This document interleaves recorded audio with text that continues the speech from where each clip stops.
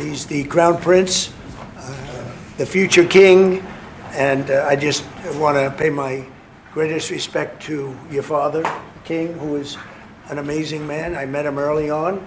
He greeted me at the airport at an age that was pretty high up there, and it was about 117 degrees, and he was standing on the red carpet as I came out of the plane, and he's amazing. And when I met his brilliant son, it was at the Oval Office. Shortly thereafter, you came in representing the country, and I called the father. I said, "This guy is fantastic." And I don't know if that helped you or hurt you, but obviously it couldn't have hurt too much, because here you are, right?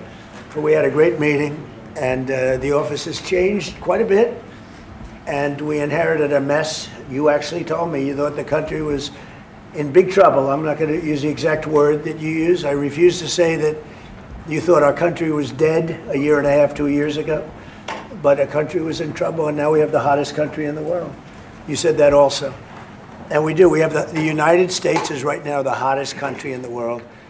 And between the tariffs and the election, November 5th election, we've done things that nobody can believe. $21 trillion will be the amount invested in the United States or committed to invest in 1 year. So I'm here 9 months. We're up to almost $18 trillion. Biden, as an example, the Biden administration, if you call it that, it's not, to me, it was the Biden lack of administration. They were less than $1 trillion for 4 years. We're going to be $21 trillion for 1 year. I think that's hard to believe. The biggest in history was a certain country, $3 trillion. We're going to be $21 trillion. On top of that, prices are coming down. We inherited a mess with high prices. The worst inflation in the history of our country. We had inflation that was a single 4 years, the worst inflation in the history of the United States.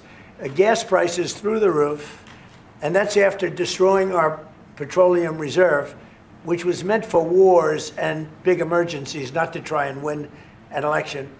They opened up the reserve so that people get $3 less in gasoline, and it didn't work. They got about 3 cents less, because as big as those reserves are, they're peanuts when you're talking about that kind of traffic. And we're rebuilding the reserves. We're doing all of this, and we've done a job. We're also bringing down prices very substantially, and we've already brought them down very, very substantially. Gasoline is way down. I think you'll be seeing $2 gasoline, but we're now at $2.50, $2.45. Some are lower than that. It was $4.50, $5, $6, $3.50, $3.75. Under Biden, all different numbers, but way high. And we have energy way down. But the biggest thing to me, because I know what it means in jobs, is the fact that we're at over $17 trillion, Scott, and we expect to be around $21 trillion in 1 year. And that's many times bigger than in history. The highest number was $3 trillion. And we're going to be at $21 trillion. That means new plants, new AI, new auto plants. We have auto plants coming in from Canada, from Mexico, from Germany, from Japan. Toyota just agreed to invest $10 billion on new auto plants, all American workers. We've never been in a position like this. You can go back to the beginning. Our country has never been in a position like this. And it really is because of the fact that we use tariffs to bring all this money in. And you're going to see the results in a year when these plants start to open up. We have more plants under construction now than at any time in the history of our country. And these are big plants. These are the biggest plants anywhere in the world.